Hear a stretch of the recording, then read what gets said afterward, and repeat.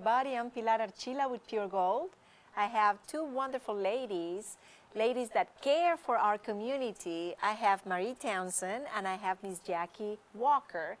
And we're going to talk about CASA today, which is something that touched all of our hearts. Marie, remind us what exactly CASA is and what CASA does. CASA stands for Court Appointed Special Advocate. We are advocate for children that are abused and neglected in the juvenile court system. We're appointed by the juvenile court judge to advocate for what is in the best interest of the child. You have DFACS that works with the whole family, and then you have an attorney that is also appointed to the child that advocates for the law. But what we advocate for is the best interest of a child. So you spend many hours in the courtroom. Yes, just left there, matter of fact. Yeah, I did too, but another courtroom. Jackie, you are a volunteer, right? I am a volunteer. I became acquainted with CASA when my daughter-in-law was a volunteer. Okay. And she went to court with some children and really did the training and really enjoyed doing it. And we got a grandbaby from her CASA program. It is amazing. We have this beautiful little girl who's 9 years old now. Now let me ask you: is this you got a girl as a foster home, or you got a girl as they actually adopted the baby, the child? Buffy just fell in love with this little girl. She was a little less than 2 years old, and she saw her in the courtroom in a really bad situation. Yes. And so in the beginning it was more like a foster home, and then you end up adopting her? Actually, she was in a foster home. Yes, I see. And it was really a little bit of a bad situation for her. It wasn't a good place for a 2-year-old. It was older children and that kind of thing. So Buffy just said, we need another baby. Of course. So they had one. They had a baby actually at the time. So they have a little boy. And he and Elle are 3 months apart in age. Oh, goodness. So they're not twin. People think they're twins, but they're not. They're 3 months apart. And so they're both in 3rd grade now. Both 3rd graders. Oh, my goodness. So it was an interesting situation, and absolutely, she's just wonderful little girl. I was going to say that it takes a lot of love in order to be able to, having your own children and more than one, to be able to open your home and your heart to a new child. Well, it does, but let me tell you, all 3 of our children are raising children that they did not birth. You see? So we've got 3. But you see, we have to see their parents. You guys are wonderful. Well, you're sweet to say that, but we do. Our 3 children all have their own children, but just the circumstances were that they have all ended up raising other children. One daughter is fostering. Yes. And then 2 of our children, Jack and one of our other daughters in Atlanta, have adopted. I'm sure that, Marie, that CASA needs volunteers in all ways, including foster parents. Well, there is a need for foster parents, and that is what they can go through the Department of Family and Children Services to inquire on. But there's a very abundant need for foster parents here in Lawrence County, because right now in Lawrence County alone there's 152 children in foster care. That is well up over from last year. There's a lot of really bad drug issues right now in Lawrence County, or what I should say across the state. Methamphetamine is really bad, cocaine is really bad, heroin is becoming a close second and third to all of that. But CASA is a volunteer-driven base. We advocate for the children through our volunteers.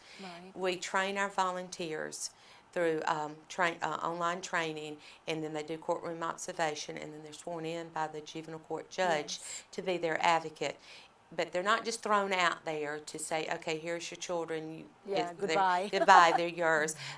With me as the one of the advocacy coordinators for our organization, I work with them closely, and we work the cases. And when I say we advocate for the best interest of the child, you still have to work with the family, because we've got to make sure that their case plans are being done. Because we go back in the courtroom and we make recommendations to the court how we feel that the case needs to progress from where the stage that they're at the point in time. Now, do you do the home visits yourself, or the volunteers? Who does the home visits? We do the home visits with the children in the foster home. When you're a volunteer, we ask you that you need to see your child at least one time a month, more if possible. And these children are in foster homes or in relative placement homes, but are still in foster care if they're with relatives. And they go see them. They go to school. They check with their counselors. They check with the doctors. We have a supervised visitation center where they can actually come observe part of the visit to see the interaction with the parents. They don't necessarily have to go in the parent's home each month. But if you're going to advocate for a child to be returned to their parents, you can't advocate for that if you haven't seen their home. Of course, yeah. Now, what happens when they terminate the parents' rights and the child is in a foster home? When the parents' rights are terminated, if they're in a foster home and if there's no relatives out there to adopt that child, of course, the foster parent gets first choice. And if they choose not to adopt the child, then they are put in a, you've heard of Wednesday's Child, Tuesday's Child, and all of these different organizations that the Department of Family and Children Services have out there. They just start diligently searching for a home for children. They try to match the child to the family. Right, but they don't go from foster to foster to Sometimes foster? they do. Sometimes, okay. I mean, it is not unusual for when a child enters foster care that they have 5 to 6 placements within a year. I see. 4 to 5 different caseworkers. We try to say they only need one CASA from the beginning of the case to the end of the case. But it's nothing for a foster parent to say, and we have some really good foster parents around here. Oh, yeah. We really do. Yeah. But you should go into this that that's your child in your home, even if you did not give birth to that child. Exactly. Sometimes that doesn't happen. You may have a foster parent that will say, he won't say please and thank you, or I can't get him to bathe. But none of us know the trauma that these children have actually gone through in their entire life. It is sad to know that you have them eating out of garbage cans. Yes. You have them not even knowing what a real bed is. Or when you ask them when the time comes, because you know the parents' rights are going to be terminated, who do you want to live with? And they tell you, I don't want a mommy and a daddy. I just want a mommy. And you ask why? Well, Daddy puts the needles in his arms. Yeah. So that means he has watched his daddy shoot up meth, heroin, or whatever, and also probably do it with to the mother also. Oh my gosh, that is. Jackie, have you been visiting different homes? I have not been a volunteer in that capacity. Most of what I have done for CASA is helping with fundraising and just awareness. Well, we're going to take a short break, but let me tell you something. When we come back, we're going to tell you about a fundraiser, something that is coming back that we all wanted for a long time. So stay with us. We'll be right back. So here's the kitchen. This is perfect. Wait, this house uses just electric? Yeah. That'll never work. How can we expect to cook under these conditions? So what do you think? I think this is a wonderful house to raise our family in. It is natural gas though, right? It's kind of all electric. Natural gas sells homes, so choose natural gas.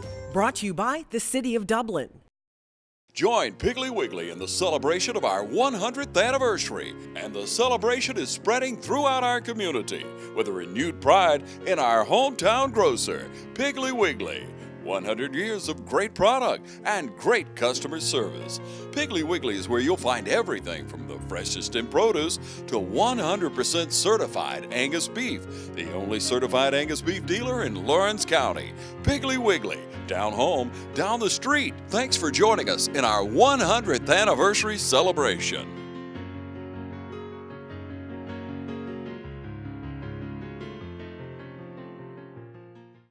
Thank you so much for staying with us. We're talking about CASA. We're talking about a lot of needs. We have here Ms. Jackie Walker, and I also have Marie Townsend. We promised you that I was going to tell you something that is coming back, and I want Marie to tell me about this.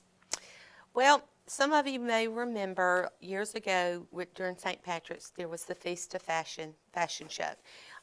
We understand it was a very hot commodity years ago, and people loved it, and then it, for some reason, went away.